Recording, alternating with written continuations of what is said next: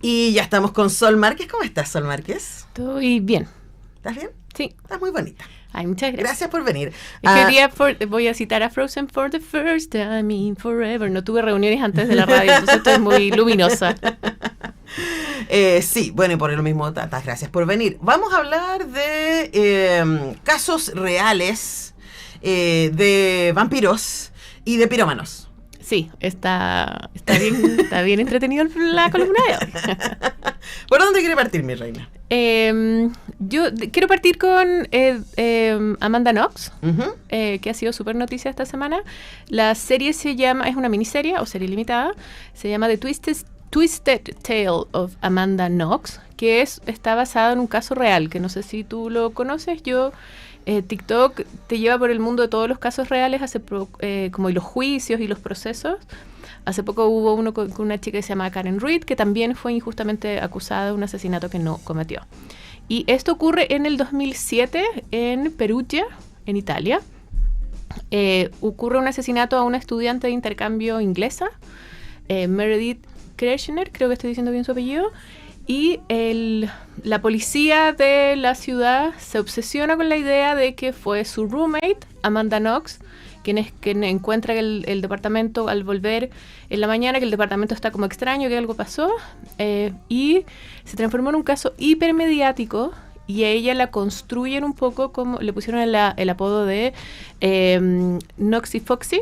Uh-huh. Esta idea como de que casi que inventaron que hicieron una orgía y que ella hizo que mataran a su roommate porque no le caía bien. No, es impresionante el caso, porque además tienes que pensar que la historia está basada principalmente en un libro que escribió ella, que fue 2 veces acquitted, como le dijeron que no, tú no eres la responsable. Uh-huh. Perdónenme que he aprendido mi jerga legal, la aprendí en inglés. Y aún así, hasta el día de hoy... Fue sobreseída. Fue sobreseída y le dijeron que hasta el día de hoy igual todavía la molestan. Como la construcción mediática le puso un cartel y ahí quedó. Sí, entonces por eso me quiero ocupar el título en español, porque la idea de que es un tale, de que es un cuento, el inglés, perdón. Esta idea de cómo se construye, y ahí con Drácula también lo vamos a ver, cómo y sobre todo como en los 2000 y 90, que yo creo que recién nos estamos dando cuenta de el maltrato mediático que se hizo a muchas mujeres. Entonces a ella se le acusa junto al novio que tenía en ese momento, que es un ciudadano italiano. ¿Y ella es? Ella es norteamericana. Ya. Ella estaba de intercambio, quería ir, pasarlo bien, y cuando vuelve a su departamento se da cuenta que las cosas están medias raras. ¿Y su roommate era italiana? Su roommate era inglesa, una ciudadana inglesa, y tenían otras 2 roommates italianas. Ya. Y a partir de esta construcción mediática y legal que se hace de ella como una mujer con conductas sexuales desviadas, toda invención, ¿no? Que cree, y se supone que ella habría hecho que su novio, que se dibuja así como un tipo que no sirve para nada, un pelele, y otra persona que es efectivamente el asesino hasta hoy, calificado de esa manera, con ADN, o sea, como pruebas concretas. Ella se supone que los mandó a los 2. Entonces, la historia está contada de distintos puntos de vista. O sea, lo hizo aunque no lo hubiera hecho. Básicamente, no hay pruebas contundentes para dar cuenta que ninguno de los 2, ni el novio ni ella, estuvieron esa noche. Todas las pruebas apuntan hasta otra persona, quien fue un juicio súper bajo perfil, como a los 3 días ya estaba en la cárcel, pero siguió el otro juicio en paralelo. Es súper brutal, porque esto fue un 7, lo dicen mucho, un 7 de noviembre en el 2017, y ella al 3er día ya estaba en la cárcel. Y fue todo a partir de una confesión que le extraen imagínate, le hacen hablar en italiano, siendo ella ciudadana norteamericana y que siempre pidió una traductora, y la terminan obligando a confesar algo y a decir que quién más estuvo con ella. Esa escena es brutal. Es como, porque si uno podría tener un poco de duda, con solo ver esa escena es como, uno dice, ni siquiera tiene que ser muy pro derechos humanos, uno como ser, para decir, ¿sabes qué? Esto me hace un poco de ruido, ¿no? Pero además se supone que es ilegal. Sí, se supone que es... Coaccionar para una declaración. Sí, absolutamente. A ella le pegaron, la tenían sin dormir, no le daban comida, no le daban agua, le estaban haciendo... por qué? ¿Por qué la policía local se ensañó con esta mujer? Ay, no quiero hacer tanto spoiler, pero ella terminó siendo... ¿Pero lo vamos descubriendo? Se va a ir descubriendo y ella termina siendo muy amiga de... O sea, tiene un vínculo de amistad con quien la persiguió. Con su... Es rara además la figura en Italia porque es como juez e investigador al mismo tiempo. O sea, como el fiscal. Como el fiscal. Y el fiscal siempre sostiene, y ha sostenido hasta el día de hoy, que en el fondo a él le pareció que esa era la posibilidad más concreta, ¿no? Que entonces ella lleva históricamente como una defensa de su... yo soy inocente y necesito que se me reconozca de esa manera, pero yo creo que la serie apuesta a decir, bueno, van a inventar las historias que quieran inventar. Como lo importante es estar uno tranquila, y no en la cárcel, claro, con tu propio relato. Por eso me pareció muy interesante la idea de que es un relato al final. Sí, ¿Quién está contando las historias? La serie es súper clara en decir que está basada en el libro de ella, en las memorias que hizo, y además es una serie que está producida no solo por ella, por la mismísima Amanda Knox, sino también por Mónica Lewinsky. Eso es que inmediatamente cuando me dijiste mujeres que fueron mediáticamente acusadas independiente de su responsabilidad en los hechos, pensé rápidamente a Mónica Lewinsky. Sí, Mónica Lewinsky tiene como una productora de contenido, de distintos tipos de contenido, y de hecho ellas han sido como las grandes protagonistas en toda la promoción de la serie, porque es esta idea de que los medios... que había hombres que eran claramente responsables de los hechos, pero los medios se ensañaron con estas mujeres y inventaron unas historias como terribles, y esto como tratar de hacer un poco las paces con que uno puede sí tratar de como de aclarar, de manejar tu historia y tu relato, pero también haciendo las paces, y yo estoy en ese proceso también en mi vida, con el hecho de que la gente igual va a contar la historia como quiera contarla. Sí, que le convenga, que le haga sentido. Aunque hayan sentencias judiciales, ¿no? Entonces, la serie aborda todo el proceso, hay 2 juicios, son 3 juicios en verdad, pero se concentran 2, y esta idea de que queda súper claro de que hay una fijación con ella, porque es la época además de Amélie. Entonces hay esta idea como de cuando una mujer hace un poco de ruido, cuando es distinta de cómo debería ser, cuando no se comporta como se debería comportar, ¿no? Y todo parte el día cuando están esperando, que están revisando la casa, viendo qué ocurrió.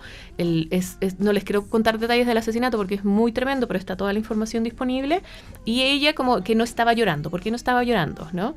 Y que se estaba dando un beso con el pololo. ¿Y cómo se está dando un beso con el pololo en una situación como esta? Entonces empieza ahí la construcción de esta mujer que se supone que era terrible y mala, y la pelea de ella como de no solo no ir a la cárcel, sino que entender por qué el mundo la está tratando de esta manera.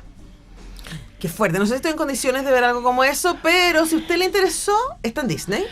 Está en Disney Plus, sí, ya se estrenaron ayer, miércoles se estrenaron los 2 primeros capítulos y van a ser estrenos semanales. Son 6 episodios, si no me equivoco, porque los estuve revisando de idas y de vueltas. Pero sí, igual hay que tener espíritu, porque yo sé cómo termina el caso, uno lo puede ver sin saber nada, y era como decir, ya por favor que se solucione esto, como que no puedo más con esta situación. No puedo manejar eso, así que no voy a ir por ahí. Vamos con Pirómanos. Vamos con Pirómanos. Esta serie nos quedó pendiente de la semana pasada. Se llama Smoke, humo. Ya terminó, están los 9 capítulos de la que podría ser la primera temporada en Apple TV Plus. Es del mismo creador de Blackbird, que es otra gran miniserie que está disponible en Apple TV Plus, protagonizada también por Taron Egerton, que es el hombre que hizo de Elton John en el biopic, y con una actriz que era de Lovecraft, que estuvo en HBO un rato, una muy buena serie de terror, que se llama Jussie Smollett. Espero estar diciendo bien su nombre, porque además hay otro actor que tiene un nombre muy similar. Jurnee Smollett. El otro es 2 personas con nombres muy distintos, con nombres muy parecidos. Natare McGuinness, vamos a decir que es así. Ya. Y entonces, él es un investigador del cuerpo de policía y bomberos que investiga pirómanos, el personaje de Taron Egerton. Ya. Y ella va a llegar a apoyar. Ella está teniendo varios problemas en el cuerpo policial, que se vamos a ir conociendo a medida que avancen los capítulos, y tienen que empezar a investigar. La serie está basada en un podcast, basada en un caso real, que se llamaba ya se me olvidó cómo se llama, perdónenme, y Firebug era el podcast, si no me equivoco. Y son 2 pirómanos que están trabajando al mismo tiempo en una ciudad de Estados Unidos, que nunca se define muy bien dónde es. Y entonces comienza la investigación. No en paralelo, no en conjunto. No en conjunto, ya. En paralelo. Tienen súper estudiados cuáles son sus modus operandi, pero pasa que los 2 personajes tienen un rollo con el fuego importante. ¿Ves que siempre está esa teoría, a propósito de los relatos, esta teoría de que los bomberos igual tienen un tema medio pirómano en general? Uh-huh. Entonces, a partir de que vamos a ir conociendo estos relatos, uno empieza a cuestionarse si la posibilidad de que uno de ellos sea uno de los pirómanos. Uno de los investigadores. Uno de los investigadores sea uno de los pirómanos, porque el otro pirómano está claramente identificado. Y vamos a ir conociendo su historia también. Igual yo vi la sinopsis y era como, a ver, aquí el Aaron Eckerton es el pirómano. Y el investigador. O sea, es como uno ve la sinopsis y uno dice, Y es como la idea de cómo ir descubriéndolo, y todo lo que tiene que ver con el mundo del fuego. Y mi padre era bombero, así que yo tengo como que me encanta. Yo soy súper el nicho de esta serie. Y también, de nuevo, cómo estáis construyendo los personajes. El personaje de Taron Egerton empieza a hacer quiere escribir un libro, ¿no? Y esta idea de cómo va armando una historia y tratando de construir quién podría ser un sospechoso, ¿no? A mí me encantó, la pasé muy bien. El final, confieso que no fue tan satisfactorio como yo esperaba, pero me pareció súper interesante, además que son 2 personajes con muchísimas fallas, ¿no? Los 2 están muy traumatizados y todos los personajes que van a ir apareciendo tienen unas traumas así como importantes. Pero está para la gente que le gusta el thriller. Es un thriller, sí, ya. Básicamente. Y el nicho que nos gustan las cosas de fuego y las explicaciones, también es un gran nicho. Ya lo saben. Entonces, Smoke está en Apple TV. Y luego, esto fue una petición mía. Y uno podría decir, ¿por qué vamos a hablar de una serie que se estrenó el 2020? El 2020, sí. El 1 de enero del 2020, de hecho. Y porque puedo como le decimos aquí a los pasantes, escoger un ancla contemporánea que tiene que ver con el estreno de la película de Luc Besson y cómo Drácula sigue dando siempre de qué hablar. O sea, desde que Bram Stoker se lanzó con eso, bueno, y recién hablábamos de Polidor y de los referentes desde el siglo XVIII. Entonces es como, ya hablemos de esta serie que no la comentamos en su momento, que ya tiene 5 años, y la otra, debo reconocer, es mi fascinación por Mark Gatiss y Steven Moffat. Es que sí, yo creo que esa siempre va a ser una gran motivación para hablar de una serie que hagan ellos. ¿Por qué? ¿Por qué nos gustan ellos, Sol Márquez? A mí me gustan por Sherlock. Uh-huh. O sea, es la dupla creadora de esta adaptación de Sherlock con mi amado Benedict Cumberbatch, y está como una suerte como de actualización, ya sea por la época o por la forma en que se cuenta el relato de una historia súper clásica. Sí, además hay que decir que Moffat ha sido uno de los creadores del contemporáneo Doctor Who. Sí, también tiene esa patita increíble con cosas muy buenas y con cosas no tan buenas, pero sí, es un referente, es escocés, pero es parte fundamental de la televisión británica. Absolutamente. Y luego está nuestro queridísimo Mark Gatiss, que yo le amo. Le amo, sí. A Mark Gatiss. Además él es actor, aparece, bueno, en el Sherlock de Benedict Cumberbatch, él es Mycroft. Mycroft, sí. Y, o sea, él siempre hace como cosas así como chiquititas, de repente aparece por aquí y por allá. Ahora tiene una serie nueva que no hemos conseguido porque no está en ninguna plataforma que esté en Chile, que es Bookish. Que vamos a ver si nuestros piratas internacionales la consiguen para nosotras, pero a mí me da mucha curiosidad porque es un cozy crime, por lo que estuve leyendo, protagonizado por Mark Gatiss, donde él es un librero que descubre crímenes. Me encanta. Dime si no está bueno. Sí, dime si no está bueno. Esa es una serie hecha para ti. Es una serie hecha para Mark Gatiss, librero, cozy crime. Hola, me están hablando. Sí, pero todavía no podemos llegar hasta ahí. Entonces, ellos se unieron y tiene harto que ver con la estética del Sherlock BBC. Sí, es de que yo creo que no está como cerrado oficialmente, pero uno entiende como que cerraron la historia porque ya han pasado 5 años, igual 5 años es harto como para no tener una segunda parte. ¿De qué? ¿De este Drácula? Sí. Igual el final es bien final. Sí, pero ellos siempre igual se las con Sherlock hicieron un par de vueltillas. De hecho, se supone que venía algo más y al final fue como, ay no, en verdad no viene nada más. Es que además anda de nuevo a gestionar a esa gente, si ninguno de ellos era tan famoso cuando se hizo Sherlock, po. Sí, a mí lo que me gustó es esta idea es como contar el relato de Drácula, que yo no sé si, bueno, obviamente tú leíste el libro, pero es fome, Drácula, perdónenme. Pero digo... Grandes declaraciones son... No, yo sé que es súper guau y todo, pero la parte en que lo matan es lo más fome que hay. ¿No? Digo que mi primer acercamiento con Drácula fue la de Coppola, ¿no? Y esta que tiene algo que ver con la de ahora, con la de Luc Besson. Sí, como esta cosa como, guay, la persecución y que efectivamente, y que Mina se enganche con Drácula, ¿no? Pero la historia es como, no, Mina está solo enamorada de Jonathan y al Drácula lo matan, como lo van sacando y lo matan. Y yo así, ¿what? Lo que persecución y la... Lo que pasa es que el Drácula de Bram Stoker es un monstruo. No tiene esta cosa seductora, que de hecho recién hablábamos con Hugo respecto a eso, que eso empezó a aparecer además con las vampiresas. Pero el Drácula, y de hecho el primer Drácula cinematográfico que viene después de ahí es el Nosferatu de Murnau, que es el 28, que no se consigue los derechos y todavía estaban los derechos funcionando, entonces había que pagarle a la viuda de Bram Stoker, entonces por eso creaste Nosferatu, y es un monstruo, ese es el Drácula de la literatura. Sí, pero igual, o sea, está bien, si no queréis darme romance, pero demórate un ratito más en matarlo, ¿no? Porque se arranque. Dame emoción. Eso me pasó, fue que lo mataron y fue como, parece que me gustó la adaptación. ¿Todo esto para esto? Sí, todo esto para esto, pero bueno. Y acá lo que hace va a contar estos elementos de la historia que nosotros conocemos, ¿no? De cómo atrapa a Jonathan en el castillo, que por una cuestión como de una propiedad a la que él viaja para eso. Eso está en el libro, eso es como, ahí no estamos con el material original. Como él viaja como hacia Inglaterra en el barco y va a ir en el Demeter. Entonces va a ir con esto y cada capítulo se va a concentrar como en uno de estos elementos de la historia. Son solo 3 capítulos, pero cada capítulo dura como 1 hora y media. Es como eso hacían también con Sherlock, que es como una película en el fondo. Es como 3 mini películas por el precio de una sola serie. Entonces a mí eso me pareció súper interesante y además el elenco es increíble. El actor que hace de Drácula es el villano máximo de Bad Sister. Entonces yo te comentaba a ti por interno que como que me cuesta mucho empatizar con este Drácula porque lo único que quiero es que lo maten. Claes Casper Bang. Él en Bad Sister es como... ¿Cuál es Bad Sister? Bad Sister es una gran serie en Apple TV Plus. ¿No? Yo creo que la comentamos en algún momento en alguna radio amiga. Pero eso es como del año pasado. Es que ha tenido 2 temporadas. Ah, ok. Y una de las actrices, de hecho, que aparecen en la serie de Amanda Knox, es protagonista. Está nominada al Emmy. Claes Bang también aparece en The Square, en la película, que estuvo nominada al Oscar, etcétera. Así que también hay como gente que lo puede ubicar desde ahí. Mina es Galadriel en Los Anillos del Poder. Sí.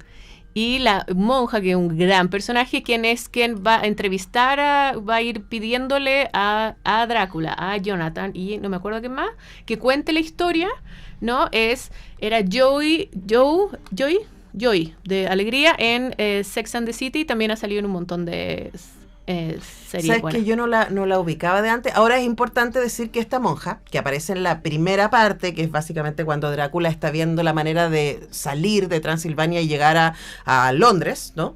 Ella es Van Helsing. Entonces, para quienes amamos los relatos asociados a Drácula, Van Helsing es el cazador de vampiros. Pero acá es una monja, pero es una monja sin fe, además. No, ella es total. El personaje de ella es fabuloso y se transforma de alguna manera en el antagonista de este Drácula. Y este Drácula, la definición además es muy, muy Bela Lugosi en las primeras partes. Entonces es extremadamente elegante y extremadamente seductor. Entonces tiene esta cosa además como hipnótica que hace que la gente se imagine cosas y no sé qué. Pero en el tercer capítulo, que es cuando ya llegan a Londres, ahí se dan la vuelta Gettys Moffat. Que es también lo que pasa en Sherlock. Es que como son fieles al texto y a la fuente original hasta que les da la locura. Porque por algo estamos adaptando.